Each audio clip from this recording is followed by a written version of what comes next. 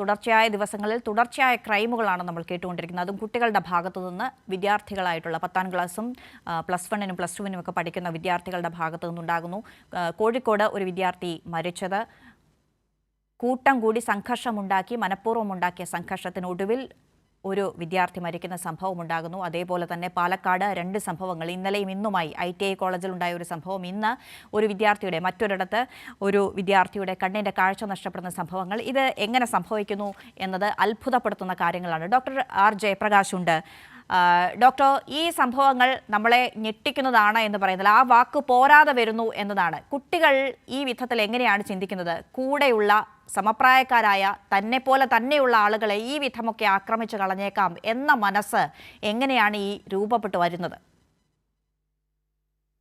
കുട്ടികളിലും അതുപോലെ കൗമാരക്കാരിലും ചെറുപ്പക്കാരിലും യൂത്തിലും പൊതുവില് അക്രമവാസനയും അക്രമണോത്സുകതയും വർദ്ധിച്ചു വരുന്ന ഒരു പ്രവണത കഴിഞ്ഞ 2-3 ദശകങ്ങളായിട്ട് നമുക്ക് മനസ്സിലാക്കാൻ സാധിക്കുന്നുണ്ട്. ക്ലിനിക്കൽ പ്രാക്ടീസിലും ഇത്തരം സമാനമായ പ്രശ്നങ്ങളുള്ള കുട്ടികളുമായിട്ട് ഒരുപാട് പേരൻസ് വരുന്നുണ്ട്.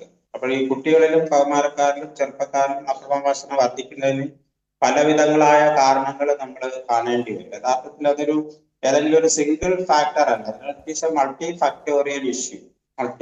മൾട്ടിപ്പിൾ ഫാക്ടേഴ്സ് ഇൻവോൾവ് ചെയ്തു. അതിപ്പോ നമ്മള് സമൂഹത്തിൽ നോക്കിക്കഴിഞ്ഞാല് പേരന്റിങ്ങിൽ വന്ന ഒരു വലിയ വ്യത്യാസം കാണാൻ സാധിക്കും. പെർമിസീവ് പേരന്റിങ് എന്ന് പറയും. വാശി പിടിക്കുന്ന കുട്ടിക്ക് എല്ലാം സാധിച്ചു കൊടുത്തുകൊണ്ട് കുട്ടിയെ പ്രലോഭിപ്പിക്കുന്ന രീതിയിലുള്ള പേരന്റിങ് സമൂഹത്തിൽ വലിയ തോതിൽ വ്യാപകമായിട്ടുണ്ട് കുടുംബങ്ങളിൽ. അതേപോലെ തന്നെ കുടുംബങ്ങളിൽ തന്നെ വലിയ മത്സരാധിഷ്ഠിത അന്തരീക്ഷം നിലനിൽക്കുന്നു. കുട്ടികൾ തങ്ങളിൽ തന്നെ ഭാര്യയും ഭർത്താവും തമ്മിൽ വലിയ തോതിലുള്ള മത്സരാധിഷ്ഠിത അന്തരീക്ഷം സമൂഹത്തിൽ നിലനിൽക്കുന്നു. അതേപോലെ തന്നെ കുട്ടികളിൽ ഈ മൊബൈൽ ഫോണും അതുപോലെ തന്നെ വീഡിയോ ഗെയിമുകളും കാർട്ടൂണുകളും കാണുന്ന പ്രവണത അത് പേരൻസ് തന്നെ തുടങ്ങി വെക്കുന്നതാണ്. നമ്മൾ PSIT ആശുപത്രിയിൽ വാർഡിൽ പോയി നോക്കിക്കഴിഞ്ഞാൽ വളരെ ചെറിയ കുട്ടി, 1 വയസ്സൊക്കെ 6 മാസമൊക്കെ ഉള്ള കുട്ടികൾക്ക് തന്നെ അമ്മമാര് മൊബൈൽ ഫോൺ കാണിച്ചു കൊടുത്തിട്ടായിരിക്കും അവര് ഭക്ഷണം കഴിപ്പിക്കുന്നത്. അപ്പോൾ അങ്ങനെ വരുമ്പോഴത്തേക്ക് ഈ ചെറിയ പ്രായത്തിൽ തന്നെ കുട്ടികൾ മൊബൈൽ ഫോൺ കാണുന്നത് പ്രത്യേകിച്ച് കണ്ടന്റ് എന്ന് പറയുന്നത് കാർട്ടൂണും വീഡിയോ ഗെയിമുമാണ്. ഈ കാർട്ടൂണിന്റെ വീഡിയോ ഗെയിമിന്റെ തീം എന്ന് പറയുന്നത് അക്രമത്തിൻ്റെതാണ്. ആക്രമിച്ച് കീഴ്പ്പെടുത്തി മുമ്പോട്ട് പോവുക എന്നുള്ളതാണ് കാർട്ടൂണിനാണെന്നുണ്ടെങ്കിലും വീഡിയോ ഗെയിമുകളിലാണെങ്കിലും. അപ്പോൾ ഇത്തരത്തിലുള്ള വീഡിയോ ഗെയിമുകളും കാർട്ടൂണുകളും ആക്രമണ പ്രവണതയും അതിവേഗതയുമുള്ള കാർട്ടൂണുകൾ കുട്ടിക്കാലത്ത് കാണുന്നത് വഴി കുട്ടികളിൽ അക്രമ പ്രവണത വർദ്ധിച്ചു വരുന്നുണ്ട്. അതൊരു പ്രധാനപ്പെട്ട ഒരു കാരണമാണ്. കഴിഞ്ഞ 2-3 ദശകങ്ങളായിട്ടുള്ള ഒരു പ്രധാനപ്പെട്ട ഒരു മാറ്റമാണ് സമൂഹത്തിൽ വന്നിട്ടുള്ളത്. പിന്നെ ഇതിന്റെ കൂടെയാണ് നമ്മുടെ ഈ കോവിഡ് പശ്ചാത്തലത്തിൽ എല്ലാ കുട്ടികൾക്കും ഓൺലൈൻ ക്ലാസ് അറ്റൻഡ് ചെയ്യുന്നതിന് വേണ്ടി സമൂഹവും സർക്കാരും അതുപോലെ സംഘടനകളും ഒക്കെ ചേർന്ന് ഒരുപാട് മൊബൈൽ ഫോൺ വാങ്ങിച്ച് എല്ലാവർക്കും ഉറപ്പാക്കി കൊടുക്കുകയുണ്ടായി. അപ്പൊ ഈ മൊബൈൽ ഫോണിന്റെയും അതുപോലെയുള്ള ഇത്തരം കണ്ടന്റുകളുടെയും അതിവേഗത്തിലുള്ള ഉപയോഗം വലിയ തോതിൽ കുട്ടികളിൽ, പ്രത്യേകിച്ച് കാർട്ടൂൺ കണ്ടു വളരുന്ന കുട്ടികൾക്ക് ഒരു പ്രത്യേകതയുണ്ട്. അവര് ഒരു കാര്യം സാധിക്കണമെങ്കിൽ അവര് വാശി പിടിച്ച് ആക്രമിച്ച് കാര്യം സാധിക്കായിരിക്കും ശ്രമിക്കുന്നത്. ഡോക്ടർ, പുതിയ സംവിധാനങ്ങളെ, ടെക്നോളജിയെ ഒന്നും നമുക്ക് അങ്ങനെ തള്ളിപ്പറയാൻ കഴിയുന്ന കാര്യമല്ല എന്നത് ഒരു വസ്തുതയാണ്. അത്തരം നവീകരിച്ചുള്ള ആശയങ്ങൾ വന്നിട്ടുണ്ട്. അത് സമൂഹത്തിൽ ഓരോ കാലത്തും ഉണ്ടായിട്ടുണ്ട്. അത് നമ്മുടെ സമൂഹത്തെയും നമുക്ക് ആവശ്യമുള്ള കാര്യങ്ങളെയും ഒക്കെ നവീകരിച്ചിട്ടുണ്ട്, സഹായിച്ചിട്ടുണ്ട് എന്നത് വസ്തുതയാണ്. പക്ഷേ ഇതൊക്കെ എങ്ങനെ സ്വാധീനിക്കുന്നുണ്ട് എന്നത് ഡോക്ടർ ഇപ്പോൾ പറഞ്ഞതുപോലെ തന്നെ ചോദ്യമാണ്. ടെക്നോളജി, സിനിമ, ഈ അടുത്ത ദിവസങ്ങളിലൊക്കെ ഏറ്റവും വിമർശിക്കപ്പെട്ട ഒരു സംഗതി സിനിമയാണല്ലോ. അതെ. ഈ ടെക്നോളജി നമ്മൾ ഉപയോഗിക്കുന്നത് വേണ്ടെന്നല്ല. ടെക്നോളജിയെ നമ്മൾ ഡിജിറ്റൽ ലിറ്ററസി എന്ന് പറയും. ടെക്നോളജിയെ നമ്മൾ എങ്ങനെ ഉപയോഗിക്കണം എന്നുള്ളതിനെ സംബന്ധിച്ച് നമ്മൾ കുട്ടികളോട് പറയുന്നുണ്ടോ? സ്കൂളിൽ പറയുന്നുണ്ടോ? വീട്ടിൽ പറയുന്നുണ്ടോ? അതിനുവേണ്ടി കുട്ടികളെ ആ രീതിയിലേക്ക് കൊണ്ടുവരാൻ നമുക്ക് കഴിയുന്നുണ്ടോ എന്നുള്ളത് ഒരു പ്രധാനപ്പെട്ട കാര്യമാണ്. അല്ലാതെ ടെക്നോളജി നമുക്ക് ഉപയോഗിക്കാതിരിക്കാൻ കഴിയത്തില്ല. കാലങ്ങളിൽ മാറി മാറി വരുന്ന രീതിയിലുള്ള ടെക്നോളജി വിദ്യകൾ ഉപയോഗിച്ചില്ലെങ്കിൽ ആ ജനറേഷൻ അല്ലെങ്കിൽ ആ തലമുറ പുറകിലോട്ട് പോകും. അതുകൊണ്ട് ഉപയോഗിക്കാതിരിക്കാൻ കഴിയത്തില്ല.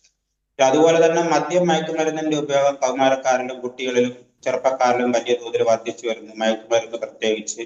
അതേപോലെ നേരത്തെ നിങ്ങൾ പറഞ്ഞതുപോലെ ഈ വയലന്റ് ആയിട്ടുള്ള കണ്ടന്റുകൾ, സിനിമകളും സീരീസുകളും ഒക്കെ വരുന്ന വയലന്റ് ആയിട്ടുള്ള കണ്ടന്റുകൾ. പിന്നെ ഈ അന്ധവിശ്വാസത്തിന്റെ ഒരു പ്രചരണം, അത് പ്രത്യേകിച്ച് ശത്രു സംഹാര പൂജ പോലെയുള്ള കണ്ടന്റുകൾ സീരിയലുകളിലും സിനിമകളിലും വ്യാപകമായിട്ട്. അപ്പൊ കുട്ടികൾ ഇതൊക്കെ യാഥാർത്ഥ്യമാണെന്നുള്ള രീതിയിൽ, അപ്പൊ ഇതിന്റെ എല്ലാം ഈ പറഞ്ഞ രീതിയിലുള്ള മൾട്ടിപ്പിൾ ഫാക്ടറിന്റെ ഒരു എഫക്റ്റ് ആണ് ഈ കഴിഞ്ഞ 2-3 ദശകങ്ങളിൽ ഉണ്ടായിട്ടുള്ള ഒരു സാമൂഹിക മാറ്റമാണ്, സൈക്കോ സോഷ്യൽ ആയിട്ടുള്ള ഒരു മാറ്റമാണ് ഇത്തരം വയലൻസ് പുതുതലമുറയിൽ വർദ്ധിച്ചു വരാനുള്ള ഒരു കാരണമായിട്ട് നമുക്ക് കാണാൻ സാധിക്കുന്നത്. അത് നമ്മൾ അംഗീകരിക്കേണ്ടതുണ്ട്. പിന്നെ മറ്റൊരു കാര്യം നമ്മൾ കാണേണ്ടുന്നത്, ഇപ്പൊ ഈ കുട്ടികളിലുള്ള കുറ്റവാസന, ഈ പറഞ്ഞ ഇപ്പൊ 15 വയസ്സുകാരൻ ഒരു കുട്ടി അല്ലെങ്കിൽ 3-4 പേര് ചേർന്ന് മറ്റൊരു കുട്ടിയെ ആക്രമിച്ച് കൊല്ലുന്നു എന്ന് പറയുമ്പോൾ ആ 15 വയസ്സുകാരന്റെ വീഡിയോയും ഇൻസ്റ്റാഗ്രാമിലെ ഡയലോഗ് പിന്നീട് നമ്മൾ കേൾക്കുകയുണ്ടായി. ഈ കൃത്യത്തിന് ശേഷം നമ്മൾ ചെയ്തത് വളരെ വിജയകരമായി കണ്ണുപോയി എന്നുള്ള രീതിയിലാണ്. അപ്പൊ ആ ചെയ്തതിലുള്ള ഒരു കുറ്റബോധവും കാണുന്നില്ല. അപ്പൊ നമ്മൾ കാണേണ്ടുന്ന ഇതൊരു പ്ലാൻഡ് ആയിട്ടുള്ള ഒരു ആക്ടിവിറ്റിയാണ്. പ്രത്യേകിച്ച് നമ്മൾ ഈ പറയുന്ന ഈ താമരശ്ശേരി സംഭവത്തിൽ ഒരു പ്ലാൻഡ് ആയിട്ടുള്ള ഒരു ആക്ടിവിറ്റിയാണ്. അപ്പൊ ഈ കുട്ടിക്കാലത്ത് ഈ കൗമാരക്കാരിൽ ഇത്തരത്തിലുള്ള പ്ലാൻഡ് ആയിട്ടുള്ള ക്രിമിനൽ ആക്ടിവിറ്റി എന്ന് പറയുന്നത് ഒരു കുറ്റവാസനയുടെ സ്വഭാവ രീതിയാണ്. ഞങ്ങൾ അതിനെ കോണ്ടാക്ട് ഡിസോർഡർ എന്നാണ് പറയുന്നത്. ചൈൽഡ് സൈക്യാട്രിയിൽ കോണ്ടാക്ട് ഡിസോർഡർ മനസ്സിലാവും, സ്വഭാവ വൈകല്യം. സമൂഹത്തിൽ കുട്ടികളിലും കൗമാരക്കാരിലും പ്രത്യേകിച്ച് 6 മുതൽ 10% വരെ കുട്ടികളിൽ ഈ തരത്തിലുള്ള കോണ്ടാക്ട് ഡിസോർഡർ ഉണ്ട്. അപ്പോൾ അഡോളസന്റ് ഡെവലപ്മെന്റൽ ചലഞ്ചസ് കൊണ്ട് കോണ്ടാക്ട് ഡിസോർഡർ ഉണ്ട്. അഡോളസന്റ് ഡെവലപ്മെന്റൽ ചലഞ്ചസ് എന്ന് പറഞ്ഞു കഴിഞ്ഞാൽ ഒരു പെട്ടെന്ന് ഒരു സിറ്റുവേഷനോട് പ്രതികരിക്കുമ്പോൾ ഒരു എമോഷണൽ എക്സ്പ്ലോഷനോട് കൂടി പ്രതികരിക്കുക എന്ന് പറയുന്നത് കൗമാരകാലത്തിലെ കുട്ടികളുടെ പ്രത്യേകതയാണ്. ഇതൊരു നോർമൽ പ്രോസസ്സാണ്. അത് അവിടെ കൊണ്ട് തീരും. പ്രത്യേകിച്ച് കുടുംബങ്ങളിലും അച്ഛനമ്മമാരോടും അതുപോലെ സിബ്ലിങ്സിനോടും അതുപോലെ ടീച്ചേഴ്സിനോടും ഒക്കെ അങ്ങനെയുള്ള പ്രതികരണ സ്വഭാവം, എമോഷണൽ എക്സ്പ്ലോഷനുള്ള രീതിയിലുള്ള സ്വഭാവ രീതി കൗമാരക്കാരിലെ ഒരു ഡെവലപ്മെന്റൽ ചലഞ്ചാണ്. അതിനെ നമ്മൾ കുറ്റവാസനായിട്ട് കാണാൻ കഴിയത്തില്ല. പക്ഷെ ഇവിടെ സംഭവിച്ചുകൊണ്ടിരിക്കുന്ന കേസുകളിലൊക്കെ തന്നെ കൃത്യമായ ഒരു പ്ലാനിങ് ഉണ്ട്. പ്ലാനിങ്ങും അതിനനുസരിച്ച് എക്സിക്യൂട്ട് ചെയ്യുകയും, ശരിക്കും പറഞ്ഞാൽ ഈ പ്ലാനിങ്ങിന് മുമ്പ് കുറ്റവാസനയുള്ള ഒരാൾ പ്ലാനിങ് ചെയ്യുമ്പോൾ അയാളുടെ ഒരു മാനസികാവസ്ഥ, കുറ്റവാസനയിൽ ഏർപ്പെടുമ്പോൾ അയാളുടെ ഒരു മാനസികാവസ്ഥ, കുറ്റം ചെയ്തതിന് ശേഷം അയാളുടെ ഒരു മാനസികാവസ്ഥ, ഈ മാനസികാവസ്ഥകൾ നമ്മൾ താരതമ്യം ചെയ്ത് നോക്കുമ്പോൾ ഇവിടുത്തെ ഈ പർട്ടിക്കുലർ കേസിൽ നമുക്ക് കാണാൻ സാധിക്കുന്നത് കുട്ടിയിൽ കുറ്റബോധത്തിന്റെ ഒരു അംശം പോലും ഇല്ല. മാത്രമല്ല ഒരു പ്രോഗ്രാം എവാലുവേഷൻ ചെയ്യുന്നത് അതെ ഡോക്ടർ, അതിൽ ഇപ്പോൾ ഒരു ഉദാഹരണമായി പറഞ്ഞു കഴിഞ്ഞാൽ ചെറിയ കുട്ടികളുടെ കാര്യത്തിൽ വന്നിട്ടുള്ള പഠനങ്ങളുണ്ട്. ഓരോ കാർട്ടൂണുകൾ, ചെറിയ ചെറിയ കാർട്ടൂണുകൾ എന്ന് പറയുന്നത് 3 സെക്കൻഡ്സ് കൂടുമ്പോൾ ഈ ഫ്രെയിം ഇങ്ങനെ മാറിക്കൊണ്ടേയിരിക്കുകയാണ്. അവരുടെ കാഴ്ച അതിനനുസരിച്ച് പെട്ടെന്ന് മാറുന്നു, അതിനനുസരിച്ച് അവരുടെ ചിന്ത മാറുന്നു, ഉൾക്കാഴ്ചകളൊക്കെ മാറുന്നു. വളരെ പെട്ടെന്ന് ഈ സീൻ മാറുന്നതിനനുസരിച്ച്, സ്ക്രീൻ മാറുന്നതിനനുസരിച്ച്, ഫ്രെയിം മാറുന്നതിനനുസരിച്ച് ആ ചിന്തയൊക്കെ മാറുന്നുണ്ട്. അത്തരത്തിലുള്ള പഠനങ്ങളൊക്കെ വന്നിട്ടുണ്ട്. പക്ഷേ നമ്മൾ ഈ പ്രായം കുറഞ്ഞ 18 വയസ്സിൽ താഴെയുള്ള കുട്ടികളുടെ പക്വതയെക്കുറിച്ച്, അവരുടെ അറിവിനെക്കുറിച്ച്, തിരിച്ചറിവിനെക്കുറിച്ച്, സാമൂഹ്യ ബോധത്തെക്കുറിച്ചൊക്കെ ചിന്തിക്കുമ്പോൾ എത്ര പരിമിതമാണ് എന്നുള്ള കാര്യം നമുക്കറിയാവുന്ന കാര്യമാണല്ലോ. അപ്പോൾ യഥാർത്ഥത്തിൽ കുട്ടികൾക്കാണോ മുതിർന്നവർക്കാണോ ബോധവൽക്കരണവും ചികിത്സയും ഒക്കെ വേണ്ടത്? അത് താങ്കൾ പറഞ്ഞത് വളരെ കറക്റ്റാണ്. അതായത് ഈ നെറ്റ്വർക്ക് നമ്മുടെ തലച്ചോറിലുള്ള ആദ്യത്തെ 3 വയസ്സുകളിൽ നമുക്ക് പ്രധാനമായിട്ടും ഈ ന്യൂറോണൽ നെറ്റ്വർക്ക് ഫോർമേഷന്റെ ഒരു പ്രധാന ഘട്ടമാണ് ഈ ന്യൂറോണൽ പ്ലാസ്റ്റിസിറ്റി എന്ന് പറയുന്നത്. ഇതിനെ കുറിച്ചിട്ടൊക്കെ വളരെ വ്യക്തമായിട്ടുള്ള കണ്ടെത്തലുകൾ ഇതിനകം വന്നു കഴിഞ്ഞിട്ടുണ്ട് തലച്ചോറുള്ള പ്രവർത്തനങ്ങളെ സംബന്ധിച്ച്. അപ്പോൾ ഈ പ്രായത്തിൽ കുട്ടികൾക്ക് ഫ്രീക്വന്റ്ലി ചേഞ്ചിങ് വിഷ്വൽ സ്റ്റിമുലസ് കൊടുക്കുന്നെന്ന് പറഞ്ഞു കഴിഞ്ഞാൽ അത് കുട്ടികളിലുള്ള ഈ അറ്റൻഷണൽ ന്യൂറോണൽ സർക്യൂട്ട് ഫോർമേഷൻ അത് തടസ്സപ്പെടുത്തും. Frequently changing visual stimulus. അപ്പോൾ അതിൽ അവരുടെ ഡിസ്ട്രാക്ഷന്റെ തരത്തിലുള്ള ന്യൂറോണൽ നെറ്റ്വർക്ക് ഫോർമേഷൻ ആയിരിക്കും അവർക്ക് നടക്കുന്നത്. അത് തന്നെ കുട്ടികളിൽ അക്രമവാസന വർദ്ധിപ്പിക്കും.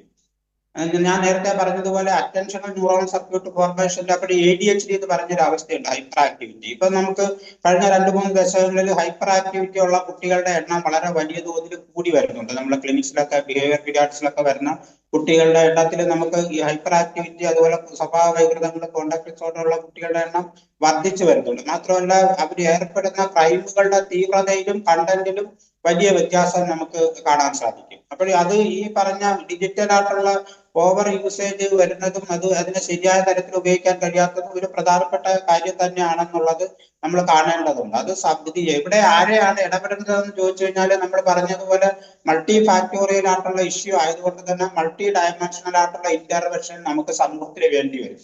അപ്പോൾ അത് കുടുംബങ്ങളിൽ കുട്ടികളെ ചെറിയ പ്രായത്തിൽ തൊട്ട് തന്നെ നമ്മൾ അതിൽ തുടങ്ങേണ്ടതുണ്ട്. പേരന്റിങ്ങിലുള്ള പ്രധാനപ്പെട്ട കാര്യങ്ങൾ, പ്രത്യേകിച്ച് വാശി പിടിക്കുന്ന കുട്ടിക്ക് വാശി കണ്ട് തറയിൽ കിടന്ന് ഉരുളുന്ന ഒരു കുട്ടി, 2 വയസ്സുള്ള ഒരു കുട്ടി തറയിൽ കിടന്ന് ഉരുളുന്നത് മൊബൈൽ ഫോൺ കൊടുക്കാത്തതിന്റെ പേരിൽ. അപ്പോൾ നമ്മൾ മൊബൈൽ ഫോൺ കൊടുത്തു കഴിയുമ്പോഴത്തേക്ക് കുട്ടിയുടെ തലയിൽ കിടന്ന് തലയിൽ പിടിക്കുന്ന നിർത്തും. അപ്പൊ ഇങ്ങനെ ഒരു സ്വഭാവ രീതിയിൽ കണ്ടീഷൻ ചെയ്തു വരുന്ന കുട്ടിയെ സംബന്ധിച്ചിട്ട് കുറ്റം ചെയ്തു കഴിഞ്ഞാൽ കാര്യം ശരി സാധിക്കാൻ കഴിയും ഒരു ധാരണയിലേക്ക് കുട്ടി എത്തുന്നുണ്ട്. അത് വളരെ ചെറിയ കുട്ടിയുടെ ഒരു അവസ്ഥയാണ് ഞാൻ പറഞ്ഞത്. ആ കുട്ടി വളർന്നു വരുമ്പോഴത്തേക്കാണ് ശരിയാണ് നമ്മൾ ഡോക്ടർ. ചെറിയ കുട്ടികളുടെ കാര്യത്തിൽ കാർട്ടൂണാണ് എന്നുണ്ടെങ്കിൽ വലുതാകും തോറും അവരുടെ സാങ്കേതിക വിദ്യകളും സാങ്കേതിക പരിജ്ഞാനവും ഒക്കെ മുതിർന്നവരെ അത്ഭുതപ്പെടുത്തുന്ന വിധത്തിലേക്ക് മാറിയിട്ടുണ്ട്. അത് വളരെ നല്ല കാര്യം തന്നെയാണ്. പക്ഷേ അത് ഉപയോഗിക്കുന്ന വിധത്തിൽ ഏത് വിധത്തിലുള്ള നിയന്ത്രണങ്ങൾ വേണം? ചിന്തകൾ മാറുന്നതിനനുസരിച്ച് അവർക്ക് ട്രെയിനിങ് കൊടുക്കേണ്ടത്, ബോധവൽക്കരണം കൊടുക്കേണ്ടത് തീർച്ചയായും മുതിർന്നവരുടെ ഉത്തരവാദിത്വം തന്നെയാണ് എന്നതാണ് ഈ വിഷയങ്ങളിലൊക്കെ പറയാൻ കഴിയുക. അവരനുഭവിക്കുന്ന മാനസിക പ്രയാസങ്ങൾ എന്താണ്, അവർ നേരിടുന്ന ബുദ്ധിമുട്ടുകൾ എന്താണ്, എന്തൊക്കെ തരത്തിലുള്ള ചിന്തകളാണ് കുട്ടികളുടെ ഉള്ളിൽ ഇതൊക്കെ സംഭവിക്കുമ്പോൾ കടന്നു പോകുന്നത് എന്നതൊക്കെ വിശദമായി പഠന വിഷയമാക്കേണ്ടതാണ്. വിശദമായി തന്നെ അവർക്ക് അതിൽ സപ്പോർട്ട് കൊടുക്കുക എന്നത് നിർബന്ധമായും ചെയ്യേണ്ട ഒരു കാര്യവുമാണ്.